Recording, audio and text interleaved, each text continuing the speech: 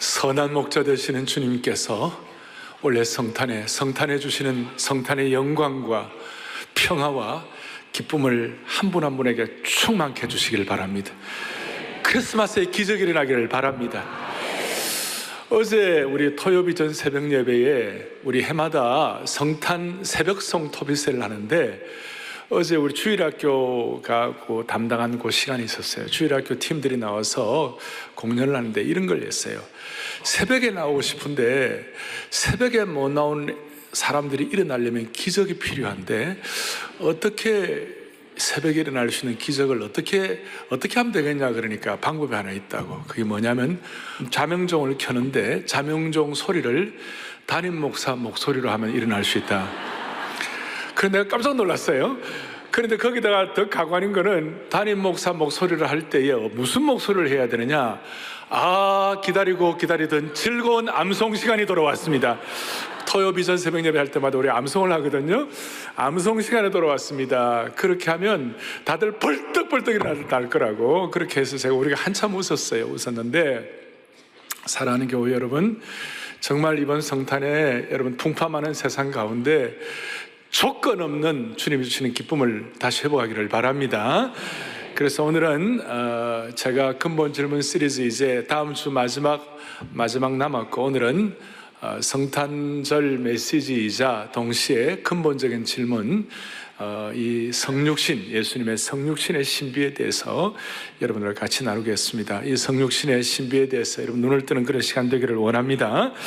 자, 오늘 요절은 14절에, 여러분들 봉독에 있는 14절에 말씀이 육신이 되어 우리 가운데 거하신다. 이게 바로 좀 교리적으로 어려운 말로 하나님이신 예수님이 인간이 되셨다, 그 뜻이에요. 우리 가운데 거하시고 우리가 그 영광을 보니 자연스럽게 예수님의 성육신을 깨닫게 되면 하나님의 영광의 눈이 열릴 수 있습니다. 할렐루야. 그리고 그 결과 은혜와 진리가 충만하다, 이렇게 이제 말씀을 하고 있는데, 여러분, 우리 기독교는 예수님의 성육신을 신앙의 근간과 토대로 삼고 있습니다. 예수님의 성육신을 신앙의 근간과 뼈대로 삼는다, 이 말이에요. 그래서 저는 많은 사람들이 기독교 신앙의 최고의 기적이 부활이다, 그런 말씀을 많이 합니다만은, 부활 사건도 기적이지만 저는 기독교 우리 신앙의 최고의 기적은 예수님이, 하나님이 우리 인간의 몸을 입고 오신 성육신이라고 믿습니다. 이건 너무나 신비한 거예요. 그래서 이게 너무 신비하기 때문에 지난 세기 20세기의 최고의 복음주의 신학자 중에 한 분이었던 J.I. 패커 박사는 이런 내용을 선포를 했습니다. 같이 한번 또박또박 보겠습니다. 복음에서 다른 대목들이 어렵게 느껴지는 까닭은 대개 성육신에 대한 믿음이 잘못되었거나 부족하기 때문이다. 일단 성육신이 사실임을 깨달으면 다른 어려움은 다 풀린다. 아멘. 정말 그렇습니다. 하나님이 인간이 되셨다, 예수님이 인간의 몸을 입고 오셨다, 이걸 진짜 믿는다면 초자연적인 기적이라든지 우리의 죄가 씻긴다든지 대속된다든지 죽은 자를 살리시는 부활한 이 사건은 자연스럽게 믿어지는 거예요. 아멘. 자연스럽게. 그래서 우리는 오늘 먼저 성육신의 결과가 어떻다, 그것보다도 성육신의 의미가 무엇인지를 좀 우리가 파악을 좀 하겠어요. 제가 미국에 있는 신학교에서 공부를 하면서 닥터 링앤펠트라고 그 당시에 세계적인 인류 문화 학 교수이셨는데, 크로스 칼처럴 교수였는데, 이분이 이 성육신에 대해서, 예수님의 인카네이션에 대해서 몇 시간 동안 강의를 했는데, 제가 그 중에 이렇게 제 식으로 이해한 말로 말하면 크게 두 가지를 제가 정리를 할 수 있었어요. 그게 제가 성육신에 대해서 조금 눈을 떴다 할까 하는 그런 계기가 되었다고 말할 수 있습니다. 첫 번째는 예수님이 이 땅에 성육신이 왔다는 게 무슨 의미가 있는가, 성육신의 어떤 교리적인 그런 뜻보다도 의미가 뭔가. 첫 번째, 예수님이 성육신을 했다는 것은 뭔가 하면, 예수님은 아무 힘도 없는 무기력한 아기의 모습으로 오셨다는 것이에요. 마리아의 아기로 태어나셔가지고 강보에 쌓여 말구에 누워 계셨다는 겁니다. 하늘의 황태자께서 완벽한 어른이라든지 성장한 어른이라든지 완전히 프로페셔널이라든지 아니면 강력한 유력한 지도자로 오셨다든지 왕가라든지 대단한 가문에서 나온 건 아니고, 그것도 식민지 지배를 받는 유대인 땅에서 보잘것없는 가정에서 가장 연약한 아기로 태어났다는 거예요. 그러니까 하늘의 황태자께서, 우주를 가득 채우시는 하나님이신 하나님께서 시골뜨기 아기가 되었다는 거예요. 부모의 도움이 없이는 꼼짝도 못하는 아기, 무기력한 아기. 좀 죄송하지만 주님은 기저귀도 가르쳐야 했고 엄마 젖도 먹어야 하셨어요. 이걸 제가 깨닫는 순간 마음이 너무 찡하고 짠한 거예요. 자기 비하, 자기 비움이에요. 두 번째로, 이건 보통 생각을 잘 안 하는 건데, 예수님이 인간의 몸을 입고 오셨다는 성육신의 의미는, 예수님은 성육신 하셔서 배우는 분으로 오셨어요. 소위 teachable heart, 배우는 분으로 오셨어요. 예수님은 처음부터 언어적으로, 문화적으로 완전한 지식을 갖고 태어난 것이 아니셨어요. 물론 죄가 없이 태어나셨지만 예수님은 어린아이로 오셔가지고 부모로부터 언어를 배우셔야 됐어요. 당시의 통용어였던 아람어 발음 하나하나를 배우셨습니다. 그리고 친구들과 함께 어린 시절을 보내야 하는, 어떻게 보내야 하는지 배우셨고, 아버지 요셉에게서 목수의 일을 배우셨고, 당시의 아이들처럼 성경을 공부하고 예배하는 법도 배우셨습니다. 우리가 복음서에 보면 예수님이 어릴 때 성전에 가셔서 토론하는 그런 내용들을 알고 계실 거예요. 생각을 해보세요. 한 눈으로 온 우주의 별들을 바라보신 전능하신 하나님께서 이렇게 어린아이의 모습으로 배우셨다는 것이 우리에게 많은 것을 시사하고 있는 것이에요. 그러니까 여기서 우리가 깨닫는 것은 주님은 우리의 형편과 처지를 다 경험하셨다는 것이에요. 예수님은 우리가 기저귀 차는 것도, 우리가 잘 모르는 것도, 우리의 부족한 것도, 우리 어리석은 것도 주님이 다 알고 계시는 거예요. 성인으로 오신 것이 아니라 아기로 오시고, 완벽한 자로 온 것이 아니라 배우는 자로 오셔가지고. 그래서 저는 이걸 묵상할 때에 저의 부족함과 저의 연약함과 어릴 때 우리의 모든 모자란 점들을 다 주님이 알고 계시는 줄로 믿습니다, 이거예요. 청소년기에는 뭐가 문제가 있어요? 청소년기에는 정체성의 문제가 있죠? 그걸 주님이 다 알고 계시잖아요. 그리고 청소년기에 학교 가가지고 공부가 안 되는 분들, 청소년 때 공부 안 되는 수포자 들어보셨어요? 수학 포기 청소년. 아무리 공부해도 수학이 안 되는 걸 어떻게 해요? 그걸 주님이 다 알고 계신다는 거예요. 다 알고. 청년 때에는 뭘 하고 살아야 되나, 이런 것도 다 알고 계시고, 장년기에는 가정의 압박과 무게도 주님이 다 알고 계시고, 주님은 장남으로 태어나셨잖아요. 저도 장남으로 태어났으니까 장남의 애환을 주님이 다 알고 계시는 것이에요. 더더구나 노년기에는 앞으로 미래가 어떻게 될까, 미래의 불안과 고통과 노년에 어떻게 보면 후회도 주님이 다 알고 계시는 줄로 믿습니다, 이거예요. 그러니까 성육신이 오늘 저와 여러분에게 주시는 가장 큰 의미 중에 하나는, 지금 여러분들이 당하는 말도 안 되는 수많은 환난, 갓난, 신고의 모든 것들을 주님이 다 경험하셨다는 것이에요. 그것이 히브리서 기자는 체휼하셨다, 다 알고 계신다, 다 경험하셨다. 그러니까 우리의 외로움, 우리의 우울증, 우리의 두려움 주님이 다 알고 계시는 줄 확신합니다. 예수님의 성육신은 다사다난한 인생의 길목에서 고군분투하는 우리를 다 알고 계신다. 어떤 상황에서도 주님이 다 알고 계신다는 걸 믿고 주님께 우리를 의탁하는 것이 오늘 이 성육신의 의미를 깨닫는 하나님의 백성들의 자세라고 말할 수가 있습니다. 자, 첫째는 뭐라고 그랬어요?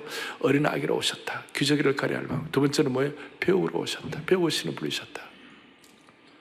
자, 이런 내용들을 의미를 앞에 놓고 이제 오늘 이제 중요한, 왜 주님은 이 땅에 성육신 하셨나? Why? 의미와 함께 왜? 제가 이걸 가지고 여러분들 기도의 제목을 드리려고 합니다. 왜 성육신 하셨나? 첫 번째는 오늘 18절을 좀 보겠습니다. 18절에 1장 18절에 본래 하나님을 본 사람이 없으되 아버지 품속에 있는 독생하신 하나님이 나타내셨느니라. 그러니까 왜 성육신 하느냐? 첫 번째는 뭐냐면 우리에게, 여러분과 저 한 사람 한 사람에게 하나님을 보여주시기 위하여. 하나님 보여달라. 우리 마음에 소원 있잖아요.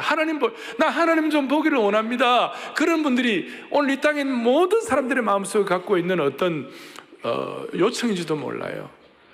예수님 제자 가운데도 요한복음 14장 8절에 오면, 요한복음 14장 8절 빌립이 뭐라고 그러냐? 빌립이 좀 똑똑하고 제자들 가운데는 아주 클래스가 있는 사람이었어요. 그 빌립이 뭐라고 그러냐? 보지요. 빌립이 이르되 주여 아버지를 우리에게 보여주옵소서. 그리하면 족하겠나이다. 오늘날 오고 오는 이 시대에 수많은 인생들에게 주님 앞에서 인생들이 갖고 있는 공통적인 질문이 뭐냐? 주님 좀 보기를 원합니다. 주님 좀 보기를 원합니다. 이것은 빌립만의 생각이 아니었고, 욥도 뭐라고 얘기하냐? 욥기 23장에 보면 내가 어찌하면 하나님을 발견하고 그의 처소에 나아가랴. 하나님 보기를 원했어요. 심지어 출애굽기 33장에 모세가 이르되 원하건대 주의 영광을 내게 보여주십시오. 이게 사람들의 마음의 공통적인 요청이에요. 그런데 모세는 이제 하나님의 얼굴은 직접 보지 못하고 얼굴 보면 죽는다고 그랬으니까 하나님의 지나가는 등만 보았다, 뭐 그런 내용들이 나와 있어요. 그리고 사람들이 하나님을 보여달라고 그랬을 때 사람들의 대부분의 기대거리는 뭐냐? 구약의 하나님관, 구약의 하나님에 대한 시각, 구약의 하나님이 나타나셨을 때마다 천둥과 우레와 불과 같이 임하게 하시고, 또 모세는 하나님이 나타났을 때 모세의 떨기나무 기억하실 것이고, 그 다음에 불타는 떨기나무 기억하실 것이고, 시내산의 천둥과 불을 기억하실 것이고, 그 다음에 좀 깊이 들어가면 이사야 같은 경우 하나님이 나타나실 때 쉐키나 영광이 나타나는 거예요. 쉐키나의 그 놀라운 영광의 구름 기둥 가운데 나타나시는 거예요. 그런데 이런 구약적인 시각, 구약적인 개념에서의 하나님 할 때 나타나는 우리의 하나님에 대한 일반적인 우리의 생각입니다만은, 여기 구약에 대해서 이제 구약 전체를 해설한 성경의 신약의 히브리서인데, 히브리서 1장 1절 2절에 놀라운 말씀을 하고 있는 거예요. 다 같이 우리 보겠습니다. 옛적에 선지자들을 통하여 여러 부분과 여러 모양으로 우리 조상들에게 말씀하신 하나님이 2절 이 모든 날 마지막에는 아들들을 통하여 우리에게 말씀하셨으니 아멘. 무슨 말인가 하면, 구약시대에는 이런 여러 가지 현상들, 하나님 할 때에 우리가 생각되는 하나님에 대한 여러 가지 시각, 하나님 관들이 있지만, 신약에는 하나님 보여달라 그러면 다른 것이 아니라 예수님 보면 하나님을 본 것이다. 이 땅에 성육신하신 예수님을 보면 하나님을 본 것이다. 따라서 예수님의 성육신하신 첫 번째 목적은 뭐냐? 미련한 우리에게, 부족한 우리 인생들에게 하나님을 보여주시기 위함이다. 그래서 아까 빌립이 요한복음 14장에서 하나님 보여달라 그랬을 때, 8절에 보여달라 그랬을 때 바로 이 9절에 예수님이 뭐라고 말씀하시는가 같이 봅니다. 나를 본 자는 어찌하여, 나를 본 자는, 여기에 많은 것들이 담겨 있어요. 그리고 껍데기만 봐갖고는 다 안 보이는 거예요. 생각해 보세요. 베드로와 제자들은 예수님과 함께 3년 동안 예수님 보고 살았습니다. 심지어 베드로는 변화산상에서 그 하나님과 같이 변화된 예수님 모습도 보았습니다. 제자들은 죽은 자를 살리시는 예수님 보았습니다. 기적 같은 사건들도 수없이 보았습니다. 자연계와 풍랑을 잠잠케 하신 예수님을 보았습니다. 그런데도 불구하고 예수님 십자가에 발려 못 박히실 때 제자들 다 도망갔습니다. 변화산상에서 예수님의 거룩한 모습을 본 그 베드로가 그 참 여자 계집종 앞에서 예수님을 3번이나 저주하고 부인했습니다. 그건 예수님을 제대로 본 것이 아니에요. 그러니까 주님은 나를 본 자는 하나님을 보았다는 뜻은 어떤 뜻인가 하면, 아까 요한복음 14장 8절 9절 뒤에 20절에 주님 뭐라고 이렇게 말씀하신 거예요. 봅니다. 그날에는 내가 아버지 안에, 너희가 내 안에, 내가 너희 안에 있는 것을 너희가 어떻게 해요? 알리라. 이건 어떻게 보면 이해 불가의 말씀이에요. 그 천지를 창조하신 하나님 아버지가 어떻게 예수님 안에 있을까? 그 크신 예수님이 어떻게, 조그마한 우리 안에 예수님이 어떻게 있을까? 이건 어떻게 보면 이해 불가예요. 그런데 오늘 요한복음 14장 20절 뒤에 바로 뭐가 나오느냐 하면 이런 말씀이 자란 암송이에요. 같이 보겠습니다. 나의 계명을 지키는 자야 나를 사랑하는 자니 나를 사랑하는 자는 내 아버지께 사랑을 받을 것이요 나도 그를 사랑하여 그에게 나를 나타내리라. 자, 이걸 여러분들이 한마디로 말하면 예수님과의 인격적인 교제를 통하여 주님을 순종하고, 우리 식으로 하면 오늘날 말씀을 순종하고 주님을 순종하는 사람이 바로 주님을 본 사람이다, 그거예요. 자, 주님은 이 땅에 인간의 모습을 입고 오셨습니다. 인간의 모습을 입고 오신 이유는 뭐냐? 우리에게 하나님 보여주시기 위하여. 그리고 그 하나님은 구약적인 하나님 정도의 개념이 아니라 신약의 하나님인데, 신약의 하나님 바로 예수 그리스도를 보아야 우리가 주님을 본 것인데, 예수님을 본다는 것은 하나님이 예수님 안에 있고 예수님이 하나님 안에 있고 그 예수님 우리 안에 있다는 것은 너무나 이해 불가한 대단한 영역이긴 하지만, 우리가 오늘 이 말씀 믿고 이 말씀 순종하겠다고 결심하고 한마디로 주님과의 인격적인 교제를 통하여 우리는 주님을 만나는 것이에요. 주님의 성육신은 우리에게 주님과의 인격적인 교제를 가능하게 해 주신 것이에요. 그래서 주님은 무소부재하시지만 이 시간 우리의 마음을 열고 주님 성육신 하신 예수님이 내 안에 계시고 내 안에 계신 그 주님을 말씀을 통하여 순종하게 하여 주시옵소서. 그러면 여러분과 제가 주님을 보는 것이에요. 알 사람만 알도다. 예. 오늘 주님을 보여달라고 하는 이 빌립의 이 요청을 주님이 말씀해 주셨는데, 오늘 이것이 우리에게 이 성령께서 은혜 주셔 깨달아지는 은혜가 있기를 바랍니다. 두 번째로 성육신, 왜 성육신 하셨는가? 두 번째로는 요한복음 1장 29절을 또박또박 같이 보겠습니다. 함께 보겠습니다. 이튿날 요한이 예수께서 자기에게 나오심을 보고 이르되 보라 세상 죄를 지고 가시는 하나님의 어린 양이로다. 아멘. 보라 세상 죄를 지고 가는 하나님의 뭐라고요? 어린 양. 오늘 이 내용은 사도 요한이 기록한 것이 아니고 이 내용은 세례 요한이 기록한 것이에요. 세례 요한은 어떻게 보면 이 말 한마디 한 것으로 그의 역할을 다 한 것이에요. 세례 요한이 예수님에 대해서 설명을 할 때에 보라 세상 죄를 지고 가는 하나님의 어린 양이로다. 세례 요한이 이렇게 말하지 않았어요. 보라 하늘과 땅의 모든 권세를 갖고 계시는 하나님이시로다. 보라 모든 그 배고픈 자들을 다 먹이시는 능력의 하나님이시로다. 보라 모든 기적적인 치유를 하시는 예수님이시로다. 이렇게 말하지 않았어요. 이 세례 요한은 뭐라고 얘기하고 있는가? 보라 세상 죄를 지고 가시는 하나님의 어린 양이로다. 그래서 이 땅에 주님이 오신 이유는 이 세상의 죄를 지고 가시고 죄를 없애기 위하여. 이 땅에 베들레헴에 주님이 성육신 하신 이유는 이 땅의 죄를 없애기 위하여. 오늘 이 내용들을 마음에 묵상을 하셔야 되는 거예요. 다시요. 죽은 자를 살리시는 영광스러운 그분을 보라. 나병한 자와 아픈 자를 다 낫게 하시는 그분을 보라. 배고픈 사람을 먹이시는 기적의 능력자를 보라. 무리를 걸으시는 대단하신 분을 보라. 그렇게 하지 않으시고 보라 세상 죄를 지고 가시는 하나님의 어린 양을 보라.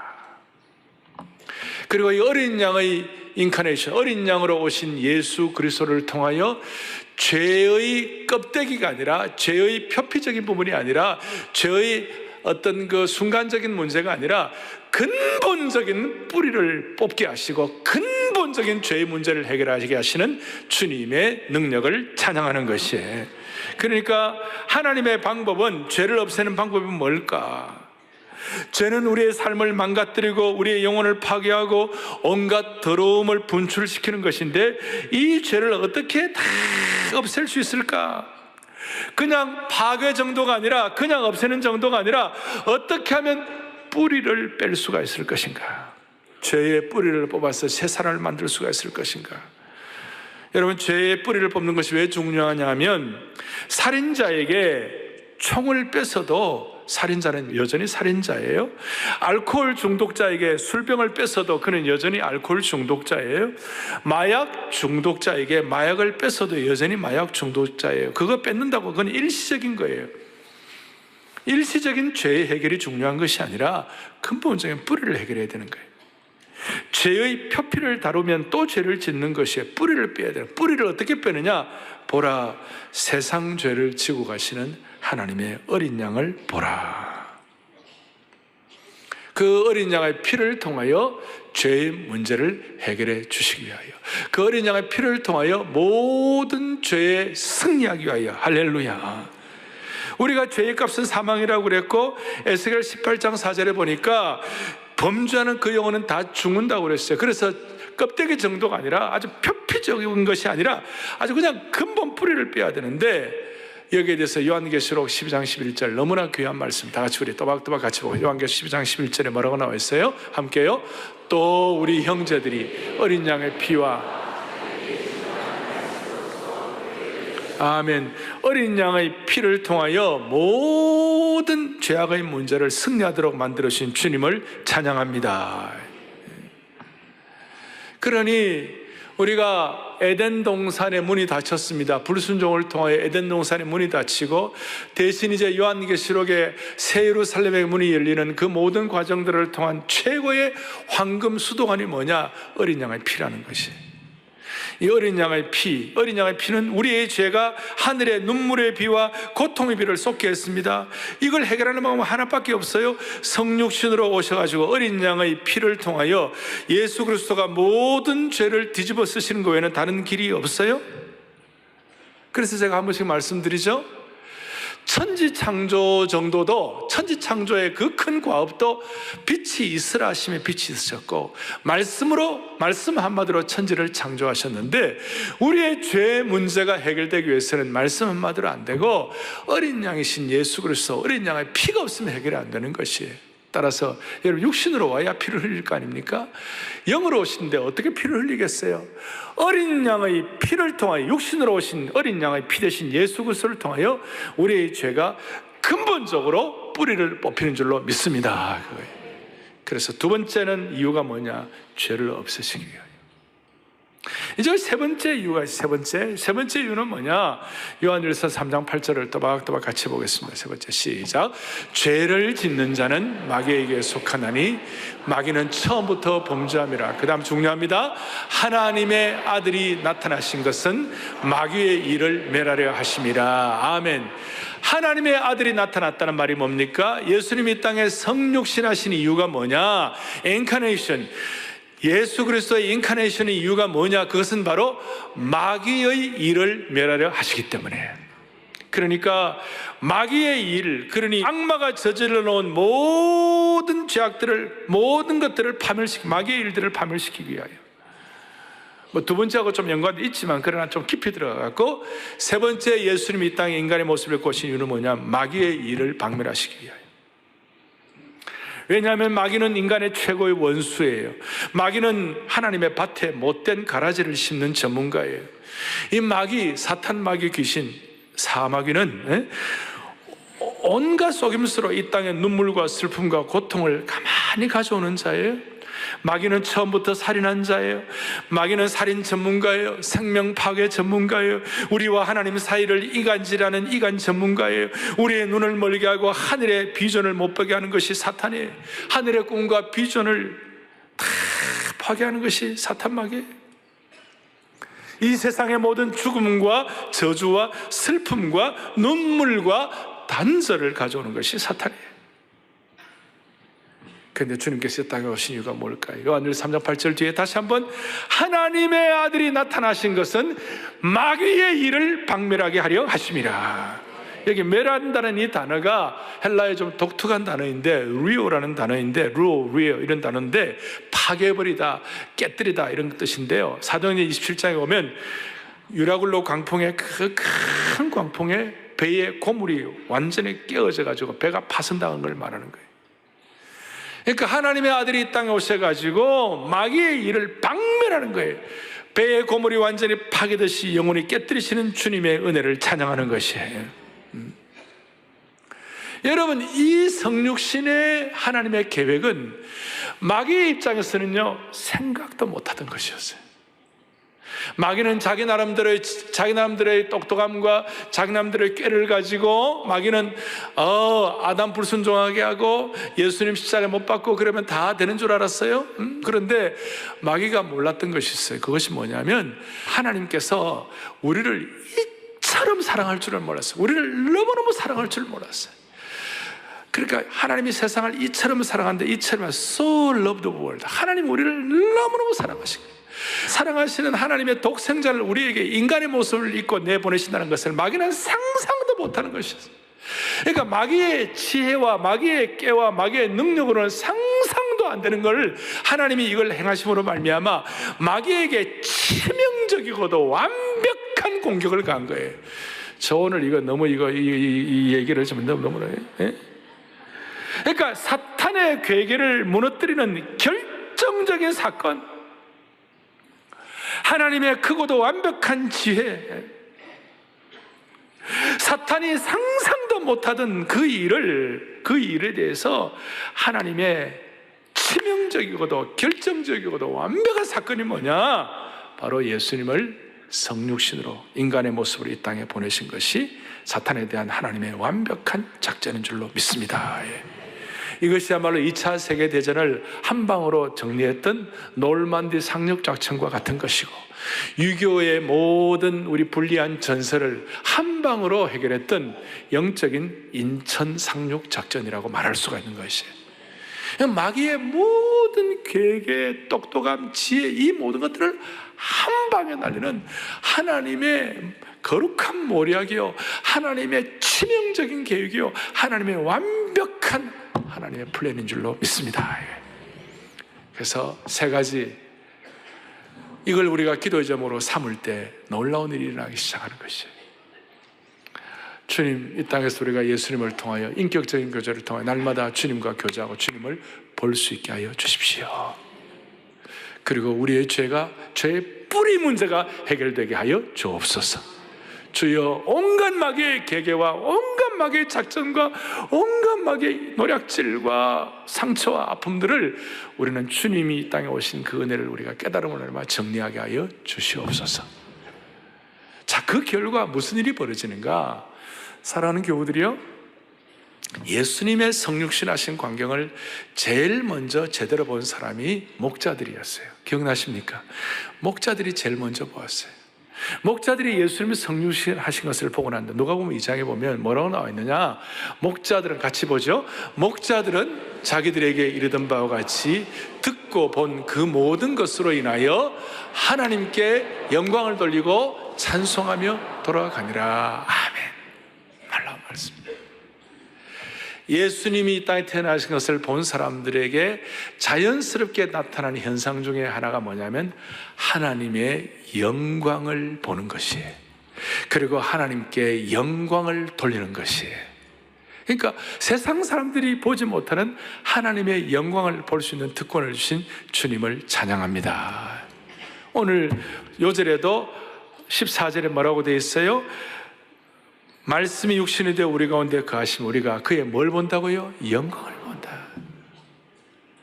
이 영광을 보는 사건에 대해서 제가 오늘 우리 한국 교회사에 나타난 인물 한 분을 얘기하고 말씀을 마무리하려고 합니다. 이분은 누구냐 하면 한국 해방 시기에 우리 민족의 사표가 되었고 스승이 되었고 우리 민족의 이 교육에 지대한 영향을 끼쳤던 남강 이승훈 선생이 계세요. 이분은 정주에 있는 오산학교를 세우시고 정주에 있는 오산학교 교장이 되시고 거기서 수많은 후학들을 가르치고 그 학생 중에 하나가 소양 주기철 목사님이셨어요. 이분에 대한 일화가 참 많이 있어요. 여러분, 한국 사회에 우리 한국 기독교회가 낳은 우리 역사의 길목길목마다 역사의 여러 가지 과제가 있는 여러 그런 변곡점마다 한국 사회의 신앙적인 방향을 가진 귀한 믿음의 선각자 사표와 스승들이 있었어요. 예컨대 고당 조만식, 북한 조만식 장로님, 도산 안창호, 우남 이승만, 그 다음에 백범 김구, 소양 주기철, 그 다음에 산돌 손양원, 그 다음에 일가 김용기. 이거 한 명도 모른다. 이거 역사에 문제가 있는 거예요, 진짜. 역사의 길목마다 이런 진짜 섬광처럼 빛을 던진 우리 민족의 사표와 신앙의 선배들이에요. 그런데 이 남강 이승훈이 본래 그가 정주의 오산학교 교장을 할 만한 그런 백그라운드를 가진 사람이 아니었어요. 그는 본래 집안이 머슴 집안 출신이었어요. 머슴이라고 옛날에 알잖아요. 종살이하는 노예죠, 노예. 머슴은 남의 집에 종살이하는 겁니다. 그가 종살이를 하다 어느 날 그 이북에는 빨리 복음이 들어갔으니까 성경을 잠깐 봤는데, 성경에 오늘 본문에 요한복음 1장 14절 앞에 12절에 영접하는 자 곧 그 이름을 믿는 자들에게는 하나님 뭐가 된다고요? 자녀가 된다. 하나님의 자녀가 된다? 그게 뭔가? 13절에 보니까 혈통으로나 육정으로나 사람의 뜻으로 나지 아니하고, 내가 머슴 출신인데 머슴의 계열로 계속 머슴의 혈통으로 가지 아니하고 오직 하나님께로 난 자가 됨으로 말미암아, 그 다음 14절에 예수님이 이 땅에 오신 것을 깨닫고 난 다음에 하나님의 영광을 바라보게 하셨느니라. 그래갖고 이 남강 이승훈이 어떤 생각을 했냐면, 내 죄 문제, 내 인생의 모든 문제를 해결할 수 있는 길이 뭐냐면 하나님의 자녀가 되는 것이겠구나. 그래서 내가 머슴 출신이지만 머슴의 혈통으로 끝나지 아니하고 영적으로 내가 하나님의 자녀가 되어야 되겠구나. 이렇게 이제 생각을 하고 이제 예수님을 구세주로 받아들이고, 자연스럽게 뭐가 일어났냐면 그 주님을 구세주로 받아들이는 순간 자연스럽게 14절에 하나님의 영광을 보았다. 독생자의 영광을 보았다. 그러니까 마음속에 무슨 생각이냐면 내가 이제 하나님의 영광을 위하여 살아야 되겠구나. 그 어린 모습이 그런 그 자연스러움이 그에게 배어드는, 하나님의 영광을 위하여 살아야 되겠구나. 다시요. 하나님의 영광을 위하여 살아야 되겠구나.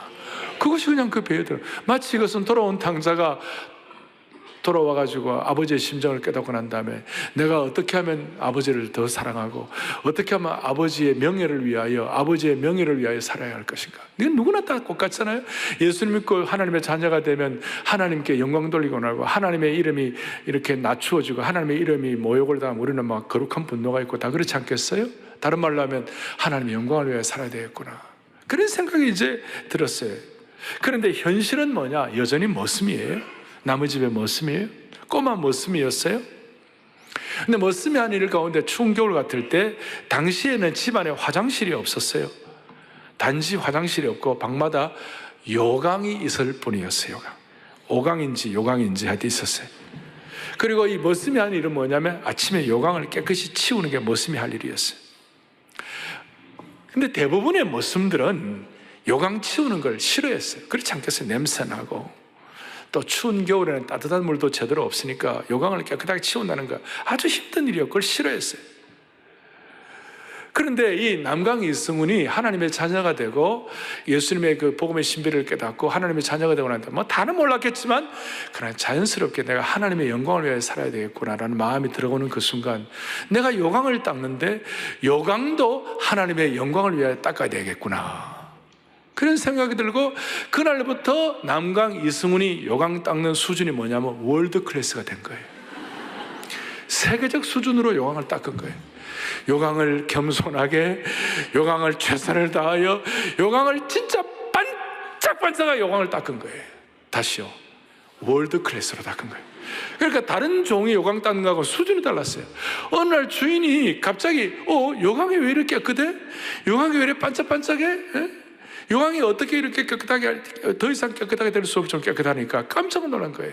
알고 보니까 이 이승훈이라는 꼬마 모습이 최선을 다하여 하나님의, 우리식으로 말하면 우리가 생각 하나님의 영광을 위하여 요강을 닦으니까. 그래서 주인이 그걸 보고 너무 기특하게 여긴 거예요. 야, 너는 요강을 이렇게 잘 닦는 거 보니까 너는 요강만 치울 인생이 아니다. 너는 요강만 닦을 인생이 아니다. 그리고 이 주인이 머슴 이승훈을 잘 보고 공부를 시켜주고 나중에는 그 당시에 일본의 유학까지 공부시켜가지고 유학 마치고 돌아와서 정주에 오산학교를 세웠습니다. 그리고 이제 그 뒤가 더 재밌어요. 이 이승훈 교장이 자주 교장 훈시를 하는데, 교장 훈화를 할 거 아니에요. 할 때마다 이런 얘기예요. 여러분 학생들 앞에 놓고 후학들 앞에 놓고 여러분 나는 머슴 출신이었어요.